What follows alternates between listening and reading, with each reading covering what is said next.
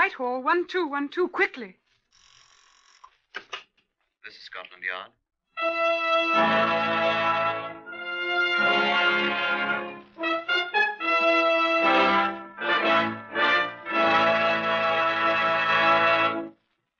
For the first time, Scotland Yard opens its secret files to bring you the authentic, true stories of some of its most baffling cases. These accurate records are drawn from the Scotland Yard file by special permission of Commissioner Sir Harold Scott. They're true in every respect, except for the names of the participants, which, for obvious reasons, have been changed. The research has been done by Mr. Percy Hoskins, chief crime reporter for the London Daily Express, and the stories for radio are written and directed by Mr. Willis Cooper. Here are the principal participants in case number 201 MR340. Sidney Patterson, builder. Mr. Patterson is absent, sir. Detective Inspector Edmund Whittaker of Scotland Yard. It was quite obvious why Mr. Patterson was absent. There are other participants in our case number 201 MR340, but not of the same importance as Mr. Patterson. We shall run across them as we go on. We shall run across a great many interesting things as we reenact case 201 MR340. And I should like to warn you, if you have the slightest trace of murder in your heart, that a murdered person's teeth are almost impossible to destroy, and that nothing is ever lost. It will certainly be found sometime, somewhere, by someone. Now, will you come with me? This is Scotland Yard's Black Museum. Yes? It's Inspector Whittaker, sir, with a friend. Oh, do come in, Whittaker. Thank you, sir. Come along. This is Chief Superintendent John Davidson, the curator of the Black Museum. Well, how do you do? I'm afraid this place is a little like a chamber of horrors, although our exhibits taken by themselves are not so startling. But they are souvenirs of the lawbreaker's art, particularly of the unlovely art of murder. Now, this human bone here brought one man to the hangman's expert hands. And these dried bloodstains on this cloth are from a once-loving husband's throat. And this revolver... Oh, but you wanted to see the exhibits in our case 201 MR340, didn't you, Whittaker? Yes, if you please, sir. Well, these are the only ones we had. There's a man's tooth and this badly charred top of an ordinary office stool. That's all we have here of case 201 MR340. The rest is elsewhere.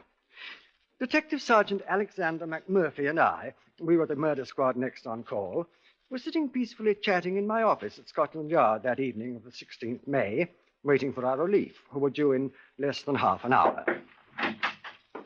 Oh, you're early, Anson. No such luck, Mac. Oh, hello, Boots.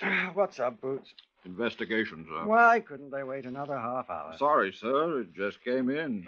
We don't live right.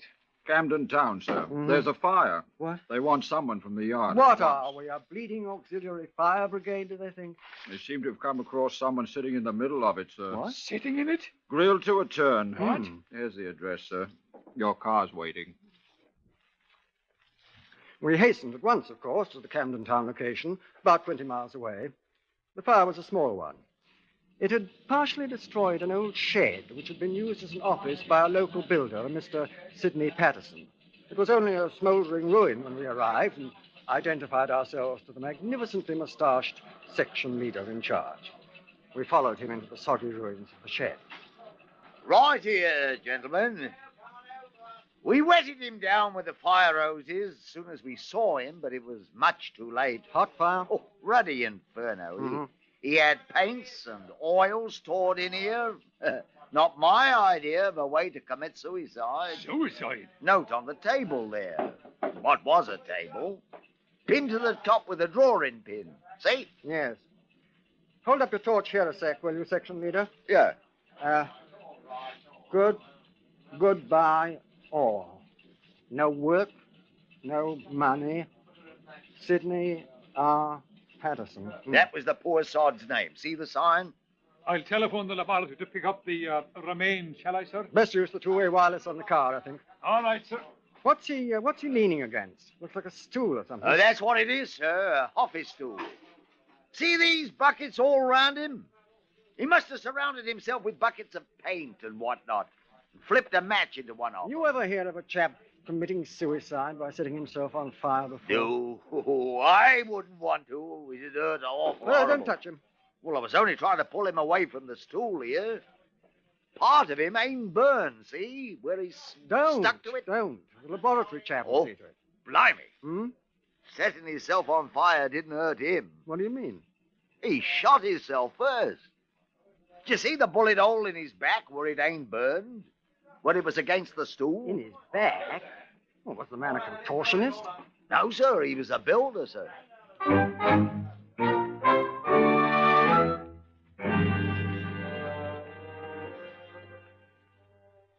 At the Yard's pathological laboratories, the relatively small, unburned portion of the body was carefully examined, and it was established that the bullet wound was the probable cause of death. The bullet, which was recovered, proved to be a .38 caliber revolver bullet, which had been fired into the body from the back, entering just below the left shoulder blade and ranging downward, presumably through the heart. Experiments by all of us demonstrated to our satisfaction that such a wound could not possibly be self-inflicted. The improbable suicide was definitely murder. I sent 2 detective constables to search the ruins of the shed. It had been roped off at our request by the Camden Town Fire Brigade. You'll be looking primarily for a revolver, I told them, but fetch back anything you find that appears useful to us. Whilst they were shifting the ashes, Sergeant McMurphy sifted the affairs of Mr. Sidney Patterson. He reported to me what he had found. From the little I've been able to gather, Patterson wasn't much of a success as a builder, sir. He seems to have been a genius for getting into difficulty. What sort of difficulty? Money. How strikingly unusual. Huh? Oh, he had one time been a ship's carpenter on one of the P&O liners, but was discharged when he was unable to account for tools to the value of £8 11 shillings. Mm-hmm. It was strongly suspected that he sold them, but the charges couldn't be proved. He served in the Royal Marine Light Infantry as a lance corporal. His record is, shall I say, dubious. How dubious? He was accused of a number of times by his shipmates of cheating, specifically at the game of Crown and Anchor. He was extremely unpopular in the Royal Marines, it seems, and was finally discharged. Mm-hmm. I shall have a more detailed report from his former commanding officer tomorrow. Hadn't he any friends at all? I've been able to discover only one with whom he could be said to be reasonably friendly, a man named Duncan Frazier, a rent collector in the city with whom he frequently played billiards. I hope he didn't make the mistake of trying to cheat a Scotsman. I'm not so sure, sir. Eh? Duncan Frazier has been missing since the night of the fire.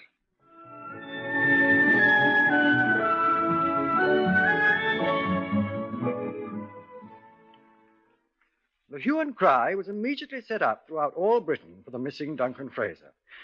It's extremely difficult for a British subject to leave our tight little island without record. But the search was to no avail whatever.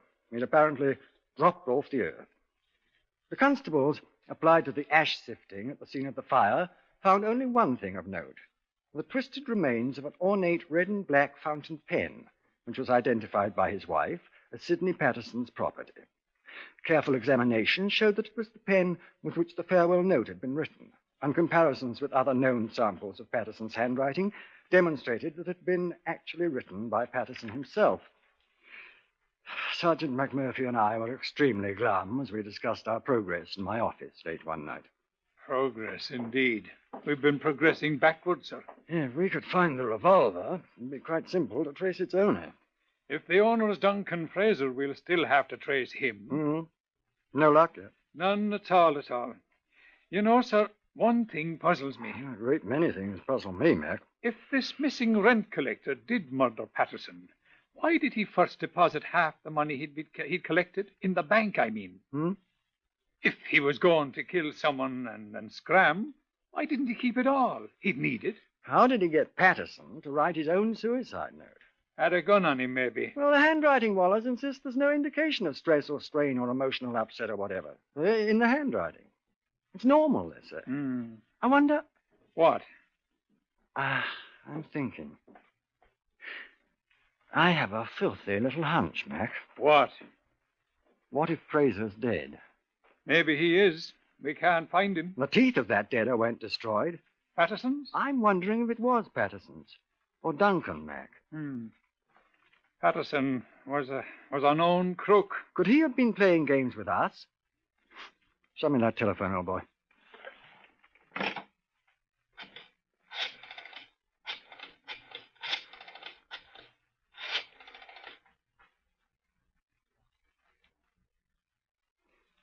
Good evening, Mrs. Patterson.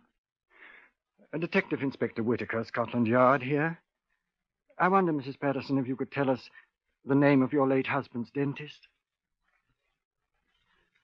Thank you very much indeed. No, Mrs. Patterson, I'm afraid we've nothing to report yet. Get this tooth merchant in here first thing in the morning, will you, Mac? We'll meet him in the laboratory and let him look at our client's fangs.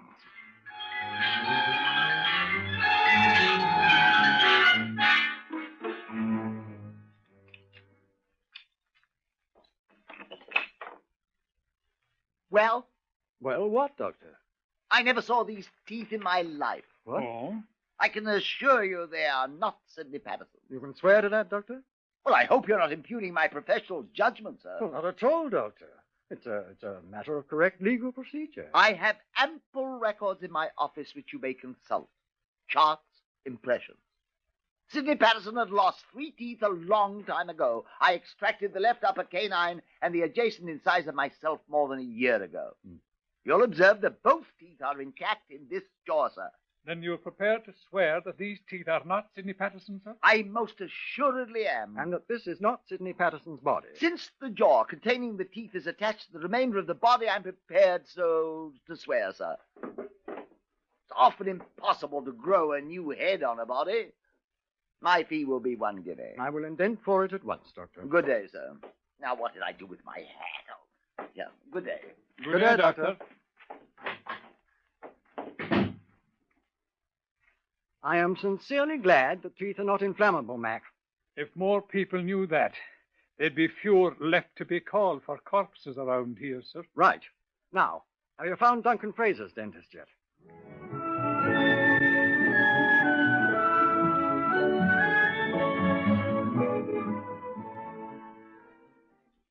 I at once caused a thorough investigation to be made throughout London and the vicinity of Perth in Scotland, where Fraser came from, to discover a dentist who had been employed professionally by him. The search was most thorough, although the combined efforts of Scotland Yard and the provincial police were not sufficient to find the person. In the meantime, we were able to lay our hands on some 13 or 15 persons who had known either Patterson or Fraser. Each individually viewed the grisly remains in the Scotland Yard mortuary, and the results? Ivor Young, Esquire, former employer of Duncan Frazier. Oh, it's hard to say, but I believe this to be the body of Fraser. Michael Fish, a former neighbor of Fraser. No, that ain't him. I knowed him well. Edgar Stone, brother-in-law of Patterson. I'm quite sure this is Sidney Patterson's body. And besides, that's the fountain pen I gave him. Artificer Sergeant Rodney Smith, Royal Marine Light Infantry, a former service acquaintance of Patterson's. No, that ain't him at all. Oh, and I wish it was. Bleeding stinker he was. No, this ain't him. Police Constable Mark Emerson, a former billiards companion of Fraser. It's Duncan, all right. He looks awful, but then he always did. Hamish Fraser, uncle of Duncan. Oh, no. No, that isn't my nephew, Duncan. Samuel Furness, laborer, sometime employee of Sidney Patterson. I know it's him. Well, didn't I work for him? Confusion. Confusion confounded. 6 said it was Furness, 7 insisted it was Fraser. Patterson's widow herself was not sure, and she and her brother, Edgar Stone, Patterson's brother-in-law, had high words.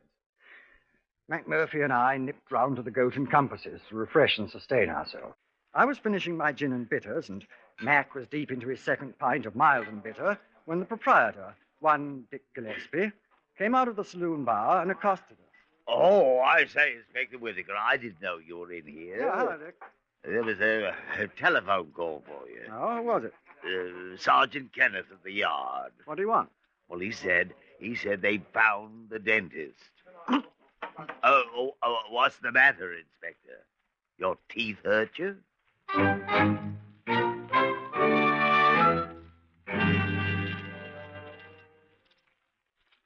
It was a dentist from Perth.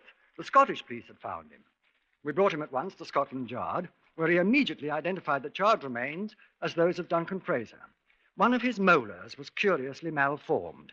It corresponded exactly with the one shown in a clinical photograph of Frazier's mouth the doctor had made a year ago. There was no mistaking it, he said. We returned to my office to marshal the facts that we had accumulated. The labourer, Samuel Furnace, who had been so certain of his identification of the body as that of Patterson, was waiting. Mac and I listened. I knew that was Mr. Patterson what burned up to a skeleton, sir. Why are you so sure, Furnace? Because I was the last man to see him alive, sir. When? Well, in the afternoon of the day he was burned up, sir. Go on. Well, it was like this here, you see, sir. Go on. Well, I come into his office, sir. You know, the shed, what was all burned up. I was after the 7 and 6 he'd owed me for 2 months. Oh, he was always putting me off, sir, but... Why? Well, he always seemed to be stony, sir. Never seemed to have a shilling. Ah, he was always putting me off. Go on. Did you get your money? Oh, that I did, sir. Before you could say knife, he had out his purse and he pulled out a great wad of notes. Then he counted me out me 7 and 6. And then he handed me half a crown. And he says, here, buy yourself half a pint, Sammy. Cool, I was fair took aback at old Sydney giving anybody anything for nothing. He seemed to have plenty of money, did he? Well, his wallet was fair stuffed. You know, it's the first time I ever known him to have more than threepence in me life. Oh? Well, I was so took back, I tried to get up and I fell right on me apple and plum. Yes. I kicked my foot against a couple of bags of cement he had under his desk and I fell right down. Did you see the bags of cement? Well, they was under the desk, sir. Did you see them? Well, well, no, sir, I didn't, but I know I kicked me... Furnace. Oh. Patterson had plenty of money in his wallet for the first time. We found that there was absolutely no identification of the ruins of the burned shed, that any cement had ever been stored there. We'll find him.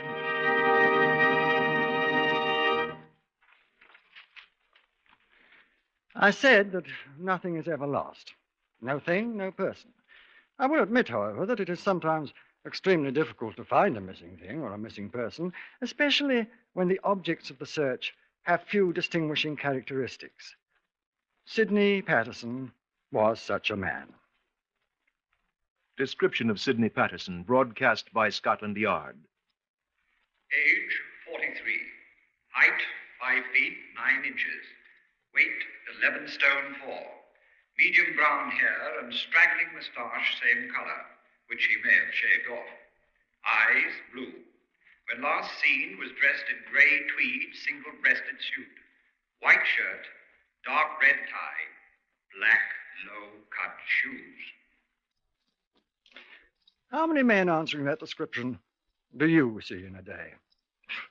We had reports from every corner of the United Kingdom.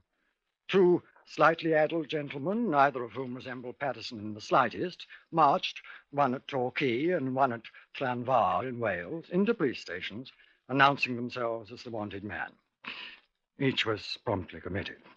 Lodging house keepers by the 100 were interviewed. The manhunt dragged on for 8 days before we had our first glimmer of success. Let McMurphy tell it. He was there. There was a lodging house in Regent's Park, a very obscure one which smelt of Brussels sprouts. The proprietress was in the hospital having another baby, and her husband, a very harassed man, was in charge. Yes, he said, they'd had a lodger who seemed to answer to the broadcast description.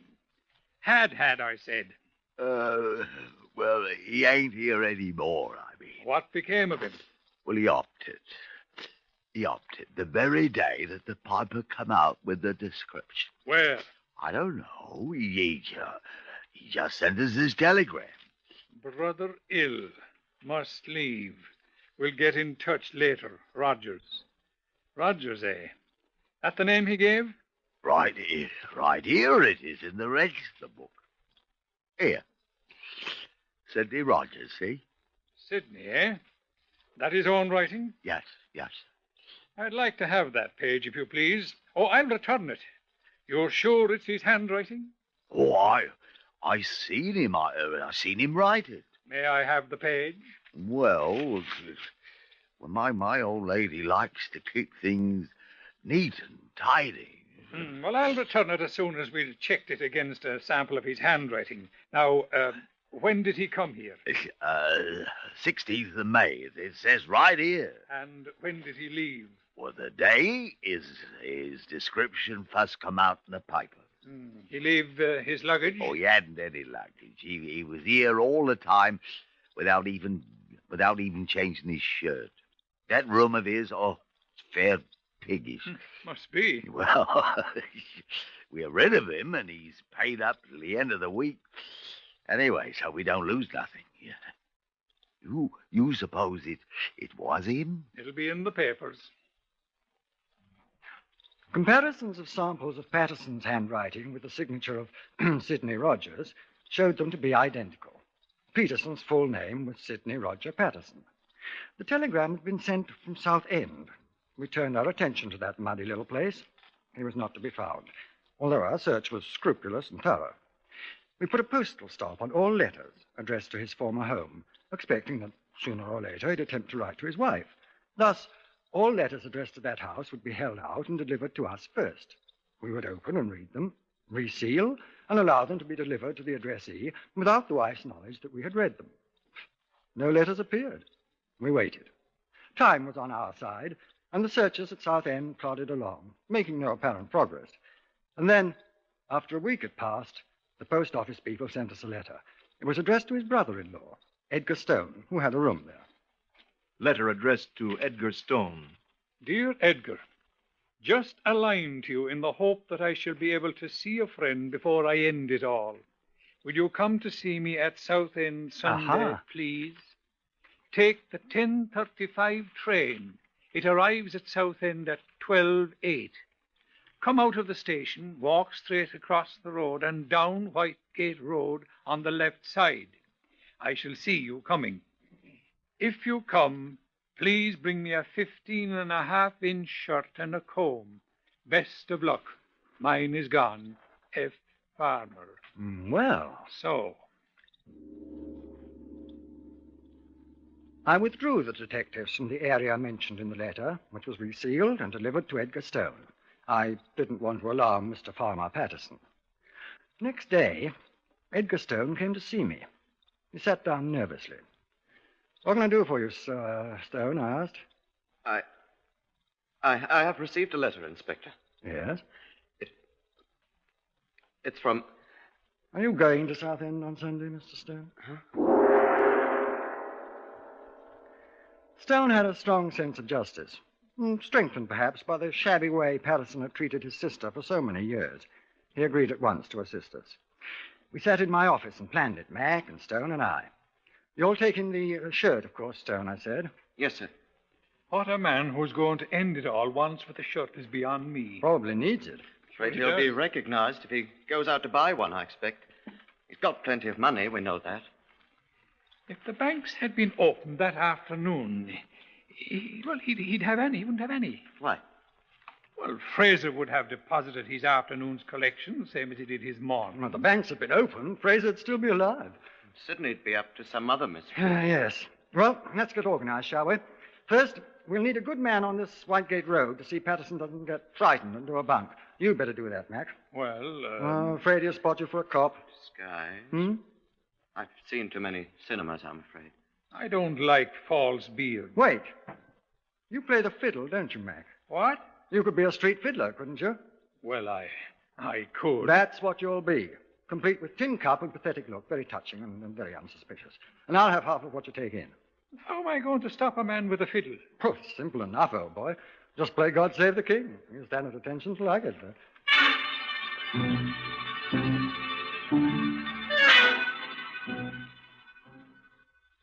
We planned it as carefully as we could. This was to be the definitive last act. Stone and I took the same train to Southend, but when he got off with me, I stayed inside the station.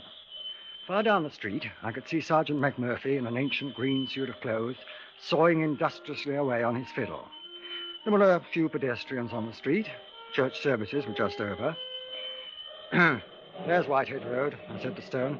Come back at once. The up train's due in a few minutes. Good luck. I wish I didn't have to do this, Inspector, but... Just remember what he's done, Stone. It's the only reason I'm doing it, sir. Good luck. Sidney was my friend once. He turned and crossed the road, walked slowly down Whitehead Road. I watched him from the station window. As he approached McMurphy, he paused a second. I chuckled as McMurphy held out his tin cup and Stone dropped a coin into it. Far away, I could hear his fiddle. I went to the door of the station and stepped outside as he turned the far corner. There is such a thing as trusting a man, but... I waited. The distant street fiddler shambled round the corner which Stone had turned. I fidgeted. A couple passed on their way home from the church. I waited. A small boy ran past with a hockey stick. I waited. And at last I saw McMurphy in his green suit come slowly round the corner toward me. In a moment, Stone reappeared. He glanced at Mac as he passed, and I thought I saw him nod. I started toward him, sauntering quite casually. We passed without recognition. Mac had halted again and was playing. I stopped alongside him. How much have you made, Mac? I asked. 4 shillings. Good. What happened? Oh, it's all right. Anybody who sees us will think I'm asking you how you fell to this low estate. First house round the corner. There was a cardboard sign in the window. Sidney was printed on it. Door opened. He went in. That's all I saw. Good. I'll nip round to the back. You walk on around in front and play. We'll see what happens. But I can't play God Save the King. It was easy to nip over the fence and slip around to the rear of the second house, which was marked J. Huntington. I tried the rear door. It was unlocked. I opened it cautiously and stepped inside. It was empty, apparently. I stepped down the narrow hall. Is that you, Mr. Huntington? I walked toward the voice. Mr. Huntington, is that you? I walked to the door on the left.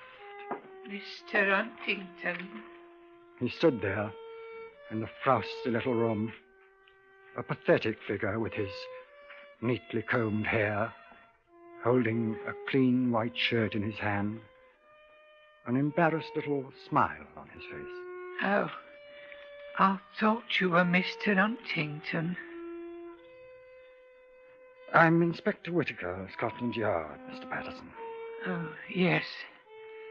I knew you'd find me eventually.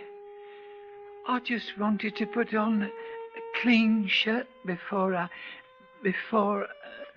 I detain you on suspicion of being involved in the murder of Duncan Frazier.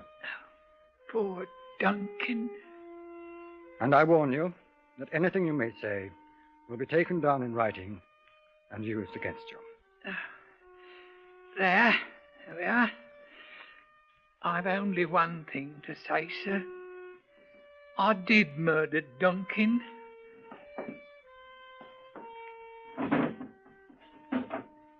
This is the revolver I shot him with. Give it here. The one you couldn't find, sir. Give it here. It wasn't lost, sir. Give it here. Oh, no, sir. Patterson!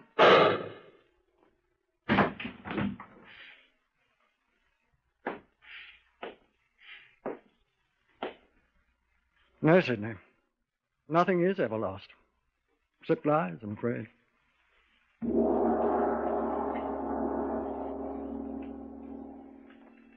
You have just heard the story of case number 201 MR340 from the official files of Scotland Yard. All of the facts related are true, with the single exception of the names of the participants, which, for obvious reasons, have been changed. The research was prepared by Mr. Percy Hoskins of the London Daily Express, and the story for radio was written and directed by Mr. Willis Cooper.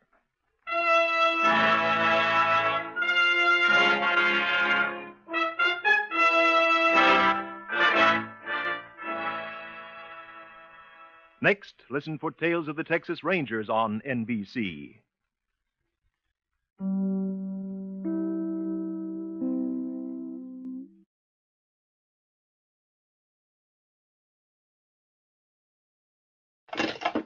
Whitehall 1212, hurry. This is Scotland Yard.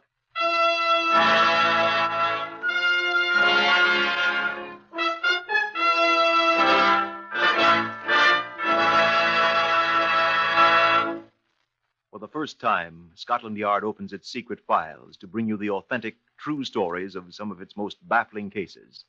These records are drawn from the Scotland Yard files, and only the names of the participants have been changed. The research has been prepared by Mr. Percy Hoskins, chief crime reporter for the London Daily Express. The stories for radio are written and directed by Mr. Willis Cooper. Here are the principal participants in Scotland Yard case number 397 MR381. Stanley Russell, shop clerk. Mr. Russell is not to be found. Mrs. Hope Russell, his wife. Mrs. Russell was reported missing on the day before Good Friday. Adolf Hitler's Luftwaffe.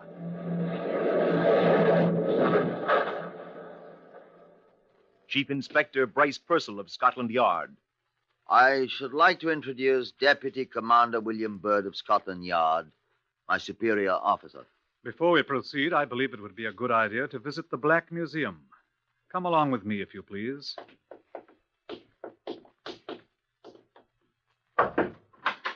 After you, sir. Good afternoon, John. Good afternoon, sir. This is Chief Superintendent John Davidson, curator of Scotland Yard's Black Museum. Well, how do you do? You came about case number 397 MR381, I believe you said, sir. Right. Will you tell us about it, John? Well, this is the exhibit. No, don't touch it, please. It's quite fragile. And as you can see, it has already been broken. We have a great many other exhibits of crimes in these rooms. Murder weapons, blood-stained garments, bullets that have snuffed out many lives, death masks and many notorious criminals. Almost every instrument of violence that can be conceived. I should explain that these gruesome objects about us are not merely souvenirs. Many of them have aided our men in solving other crimes and bringing the perpetrators to justice. Now, this one. Tell us what this thing is, John.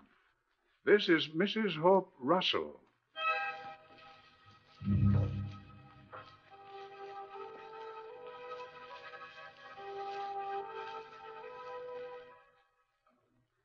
"16 months after the Easter Blitz of 1941, the work of clearing out bombed-out areas of London was still progressing. On the 12th July 1942, the Scotland Yard Information Room received an urgent call from PC John Dunn of the Kennington District. A patrol car in which Chief Inspector Purcell was riding was dispatched to the scene, a partially destroyed Baptist chapel. I was directed to the spot by P.C. Dunn, who was on point duty at the road intersection. Right over there, sir, where you see the men standing. They found something, sir. The navvies that's working here. Right, thank you. Morning, boys. Morning. What have you found? Who are you, mate? I'm Chief Inspector Purcell at Scotland Yard. What's up? Down, sir? Down there. In that hole, sir? Yeah. It's an old burying vault, sir. But what is it? A skeleton, sir. He's dead. Hop down, Georgie and Sean, with your torch. All right. You see, sir? Here he is. Stand to one side, will you? He's off under this stone slab, sir. Now, see? I see him. Well, what's so strange about a skeleton in a burial vault? There ain't been anybody in there since 1934, sir. 1935. I was in that gang that moved the old corpses out of here, Herbert. It was 1934. We didn't leave a one. God bless you. It's the quicklime down here, sir. Quicklime? How'd Quicklime get down there?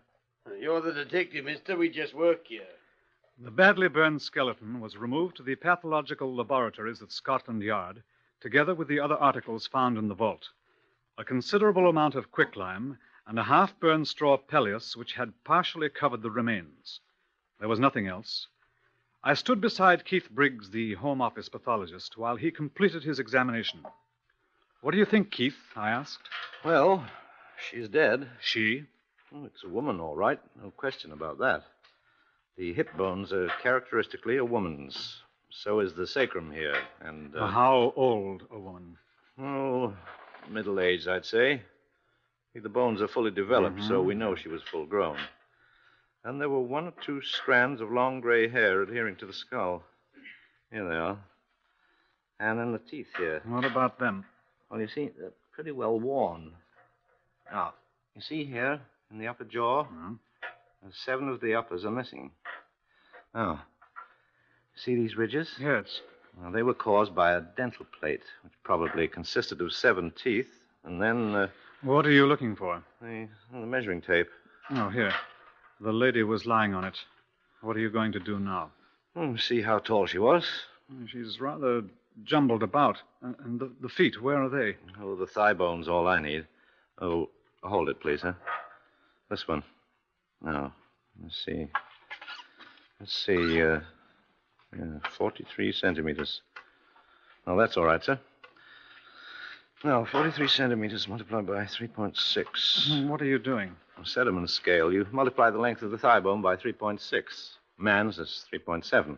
And you get the exact height. Now, see, that's 154.8 centimeters. We'll call it 1 meter 55. Meters 39.37 and 55 hundredths of 39.37 is 21.65. Now, 39.37 plus 21.65, that's 7, 5, 12, 6, 9, 10, 9, 10, 11, 3, 5, 6, 61.02 inches. There. She was 5 feet 1 200 inches tall. In a word, 5'1". What was her name? Whatever her name, sir, she was murdered. Consider that I've asked the question. Eh? Oh, how do I know? Well, this bone here. Where does it fit? This is what she talked with. It's the voice box, the trachea, the throat. Look, see these little wing things up here? Now, you see this one? See, it's broken. Well? This is one of the most significant fractures in all forensic medicine, sir. Why?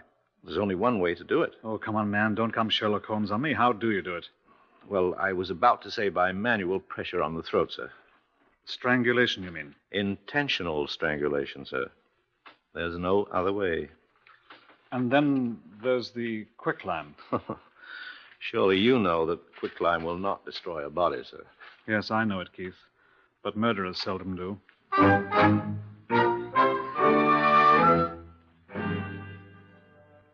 Reference to the ARP records showed that every other casualty and missing persons in Kennington had been accounted for. It was apparent that the victim had not been a resident of that district. I caused bulletins and charts of the teeth to be sent to all the dentists in London for identification. No results were forthcoming, and we were forced to conclude that the dentist in question had become an air raid casualty, or that the work had been done in some other city. I gave Purcell a very difficult assignment. Difficult, sir? Well, it's not so difficult, but it's tedious. It'll take a long time. I know, but it's got to be done. I'm strongly of the opinion that it was murder. We checked carefully, sir, and the only quicklime on the entire premises was that in the vault with the skeleton. I thought they might have dusted the entire place with quicklime for sanitary purposes, but they hadn't. Certainly looks as if someone had wanted to dispose of a body. Until we know who she was, we'll never discover who he is. Yes, sir. Well, I'll get cracking.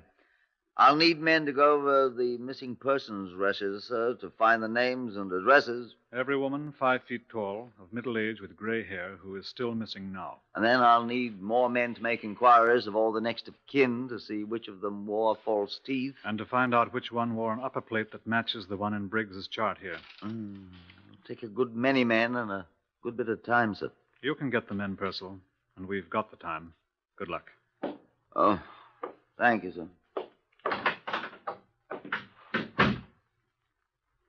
Nothing whatever happened for 2 weeks, except for the unrewarded activities of Purcell's men. I had a minor inspiration about the 7th day. Put me through to Sergeant Bowles, please. Commander Baird here, Sergeant. I should like you to send me all the file copies of the Metro operations for the period 2 weeks before to 2 weeks after the Easter Blitz of last year, please. Yes, at once, if you please. The Metropolitan Informations is a daily newspaper containing digests of all the crime news. It is usually invaluable. I pored over every issue, looking assiduously for an item that might prove of some help. I had reached the end of the first week after the date the Kennington Chapel was destroyed, with no results whatever, when Purcell reported. Found, sir. Oh, good. Here. Here is the missing plate. That's much better than I'd hoped for, Purcell. Apparently, the plate hurt her mouth. She often left it at home. As a matter of fact, I found it at her sister's. Oh? I stopped upstairs to see Keith Briggs in the laboratory, and they fit exactly, allowing for the fact that there's no flesh on the jawbones. Ah, here's Keith. Oh, that right, Keith? That's right, sir. And the marks on the skeleton's teeth coincide exactly with these little clamps here. I've brought the skull down. Yeah. You see, sir? Oh, she looks very fine. Congratulations, Purcell. Thank you, sir. The only thing is, she was reported missing 3 days before the raid that destroyed the chapel. She was? It's in all the records, sir. Where were you, madame? She might have been hidden in the vault immediately she was murdered, sir. And then the fire, when the place was bombed. It must have been quite a hot fire. Let's see. The Kennington Fire Brigade, please. Yes. Oh, what's her name, Purcell? Mrs. Hope Russell. Russell. Hope Russell, did you say? Oh, hello. Is that the Kennington Fire Brigade? The senior company officer, if you please. I'll wait. Hope Russell. I've run across that name somewhere. Yes? Thank you. Hello, this is Commander Bird at Scotland Yard. Do you remember during the Easter Blitz last year when the Baptist chapel was destroyed there in Kennington? What I wanted to know was that a very severe fire... What? There was no fire? What? No fire whatever when the chapel was destroyed? Oh, 2 days later. How very curious. It was reported by whom? The Kennington police. Wasn't there a... Oh, look here, old chap. I'm sending at once for their divisional superintendent. Could you possibly come along with him to my office at the yard? Yes. I'm afraid it is rather important. I'll have him pick you up in his car. Thank you so much. At once, yes. No fire. Keith, would you mind? Get him and the fire chap over here at once. Use my name. Ask them both to bring their records for that night. Please. All right, sir. No fire, eh? What's that woman's name, Purcell? Mrs. Hope Russell. I knew I remembered it. Look at this. Metro Informations, eh? Look under Articles Lost and Found. I was just reading it. Lost and Found. Here, the third item. Read that. Found by Postmistress Guilford, Surrey, in the post office yesterday, a woman's purse. Black leather, plain, strap. Contents, lipstick, comb, mirror, 2 London tram tickets, 11pence in coin, ration book, identity card, issued to Mrs. Hope Russell. Well, what was she doing in Guildford? Look at the date of the paper, Purcell. April... What was she doing in Guildford 3 days after the air raid in Kennington?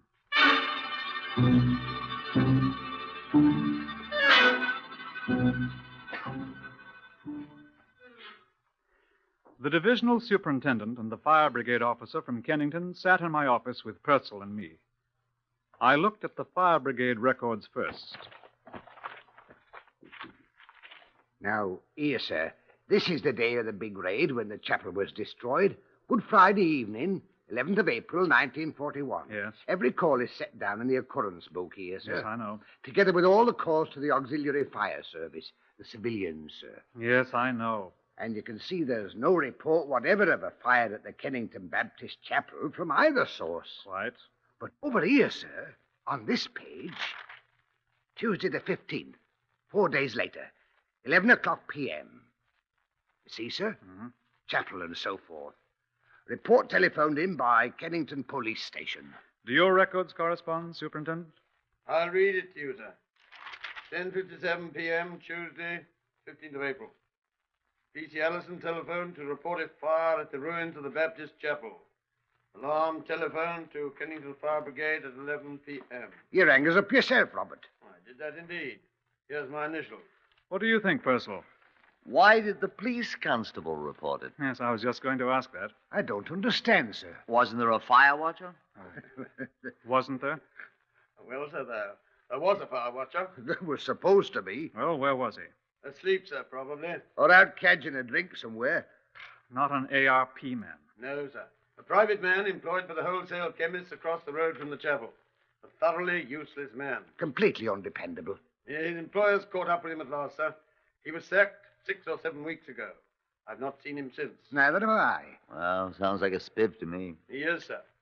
I knew him quite well. Had a great deal of trouble with his wife, and I used to see him quite regularly. Oh? He agreed to pay in 18 shillings and ninepence, I think it was, weekly, at the police station for her, which he didn't ever do. Oh, not ever. Never once till Easter Monday last year, right after the big raid. He kept it up, too, till he was discharged and left. I suppose this chemical firm he worked for could put us on to him. I'd like to have a chat with the fellow. Wouldn't you, Purcell? I certainly would.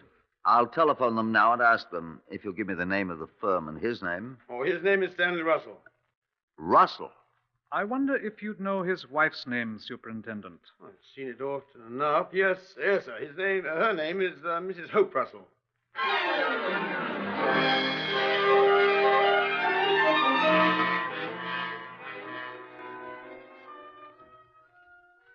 In The Pirates of Penzance, Gilbert and Sullivan complain bitterly that a policeman's lot is not a happy one.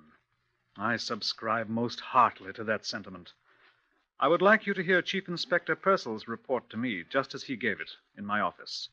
Well, Purcell, I said, did you find our Mr. Stanley Russell all right? Not there. Well, you've left men to wait for him, haven't you? Sir, I got the address of the place. Sergeant Hatton and I drove there in a yard car driven by Constable Small. Get on with it, man. The whole bloody place was gone, sir. Gone? The whole bloody block was destroyed. Destroyed by an enemy bomb in an air raid 6 months ago. One day after Russell moved in. Not one person in the whole building's been heard of since. Sir, I respectfully request permission to go somewhere and get howling drunk. You know, Purcell, I think I'll go with you.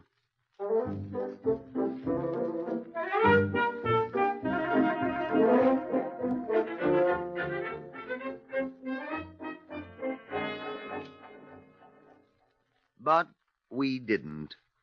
We sat quietly in Commander Bird's office and thought long, dark thoughts.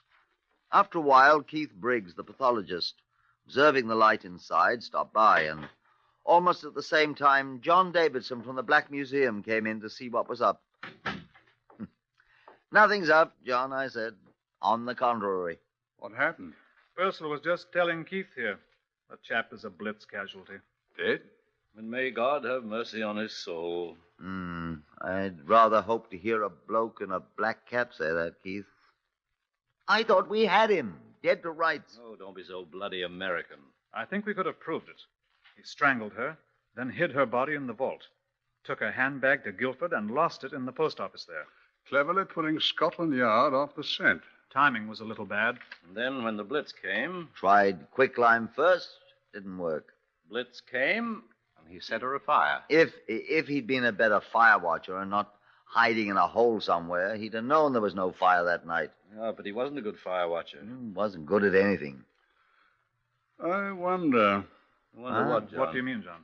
Well, if I'd strangled my wife and burned her up, which God forbid, because I haven't one, I'd be very happy to have people think I was dead.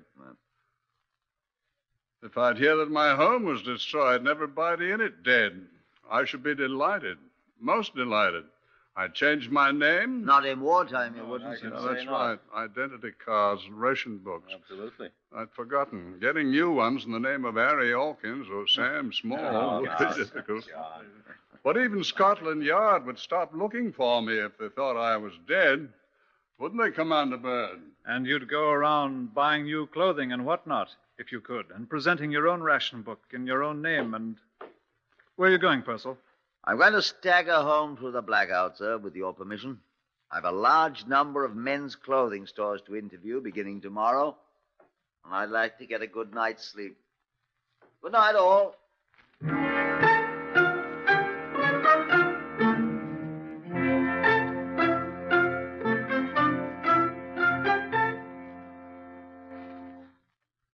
Stanley Russell crop was enormous.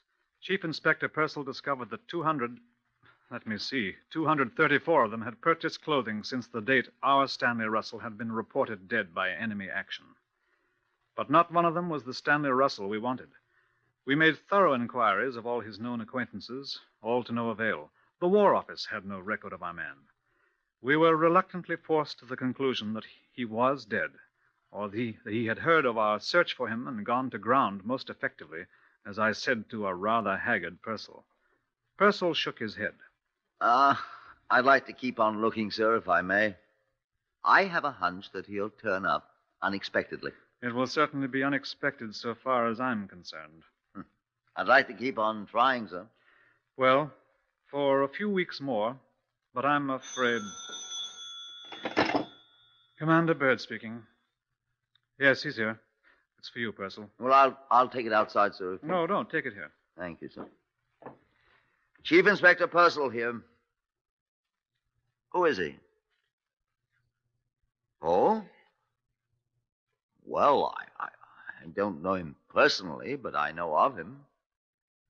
Yes. Will you ask him to wait a moment? I'll ring you back. Sir. Yeah? I've never been so shocked in all my life. Oh, really? What's happened? Somebody dead? Somebody's alive. What? If I'd heard this on the radio, I wouldn't have believed it. Why, what's happened? Mr. Stanley Russell is calling on us. Well, Brother Purcell, let him enter and be received in due form. Will you show Mr. Stanley Russell in, please? Thank you. You sound like a spider, Purcell. Thank you, sir. I feel I am. And a chair for our guest. You think I sound like a spider? Come in. Mr. Stanley Russell, sir. Good morning, gentlemen. I was looking for Inspector Purcell. Come in, sir. I'm Chief Inspector Purcell. How do you do, sir? This is Commander Byrd. Good morning. Good morning, sir. May I sit down? Thank you. Does one smoke in here? Yes, by all means. Will you try an Abdullah? I'm afraid I always smoke Woodbines.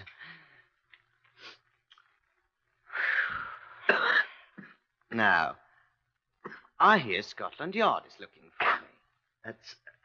That's true. Why, may I ask? You've been extremely hard to find. Oh, I've been in the country. Derbyshire. We should have come there eventually. Oh, I've saved you the trouble. What do you want to see me about? You were a fire watcher, Mr. Russell, in Kennington. Yes. There was an unreported fire at the Baptist chapel there whilst you were on duty. When? 2 nights after the raid that destroyed the chapel. I didn't see any fire. Is that all you wanted? No, Mr. Russell. Well, I don't recall any fire, sir. You didn't see or hear the fire brigade? No, sir. Near 11 o'clock? Oh. Well, I must admit I wasn't there. Where were you? I did see the fire brigade moving away when I came back, but... Where were you? Oh, I was out of cigarettes, and I strolled around the corner to see if I could borrow 1 or 2 from the fire watcher at post 4. He says he never saw you, Mr. Russell. Oh, he's probably forgotten. It's a long time ago. He will swear he didn't see you that night. Well, the fire obviously didn't do any damage. A woman was burned to death in it. Murdered? Do you know anything about it? Of course not. I'm very sorry to hear that anything like that... The woman was your wife. May I have 1 of your cigarettes, please? Thanks. So that's what became of her. Do you know anything about it? I'm afraid I must disappoint you, gentlemen. I wasn't on very good terms with her. We know that. I'm afraid I've no tears for her. She was... Oh, well, she's dead now. I shan't say anything. Naturally, I'm shocked, Naturally. but I'm afraid I'm not sorry. Do you know anyone who would have had a motive for murdering him? You had a motive, didn't you, Mr. Russell? I can see how you might think so, but I didn't murder her, I assure you. When did you last see her? I don't really remember. Several months before she was murdered, I think. How do you know she was murdered? Why, you said so. Did I? Oh, I would have had good cause to, Inspector, but I'd have been a fool to do it now, wouldn't I? Yes. Well, Mr. Russell, thank you for coming to see us. If there is anything else you remember, please come back and see us again. I think that's all for now. How can we find you if we need you? We may want your corroboration of certain facts. Well, I'll write down my address, sir. It's a sad affair, and you have our sympathy. Thank you, sir. I admit I'm terribly shocked. Of course. Well, here's the address and telephone number, sir. Thank you. Feel free to call on us at any time. Goodbye. Goodbye, gentlemen. I was merely trying to do my duty. Oh, you've done it admirably, sir. Goodbye. Thank you. Well. He's a liar. I know it. May I ask why you... Why I let him go? He thinks he's got us completely fooled. He'll be back with more helpful information. Come in, Mr. Russell. I just remembered something that might be of importance. Come in. I remembered that an old straw pelleas, a mattress I used to catch 40 winks on, it was stolen about that time. Oh. Could that have been used to start the fire? Did you find it? Yes, we found it. Oh, that's good. Well, I must go now. Oh, by the way, was the body destroyed? By the quicklime? Yes. What's the matter? You are a very clever man, Mr. Russell. Much too clever for your own good. Why? Why, may I ask? No one had mentioned quicklime, except you. Well, I thought... I mean... I didn't... I wasn't even there. I tell you, I didn't touch her. I said you were much too clever for your own good. You think I didn't strangle her? Go ahead, Chief Inspector. Stanley Russell, I arrest you on the charge of willful murder. I didn't do it. And I warn you that whatever you say will be taken down in writing and may be given in evidence.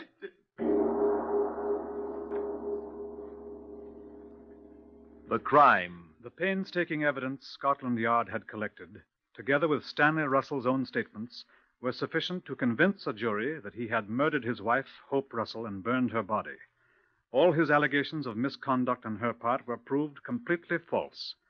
It was demonstrated at the trial that he had planned the murder for a long time, and having found a convenient time and place, had committed it. The verdict. My Lord, we, the jury, find the defendant guilty of willful murder. The sentence.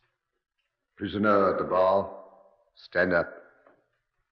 It is the sentence of this court that you be hanged by the neck until dead. And may God have mercy on your soul.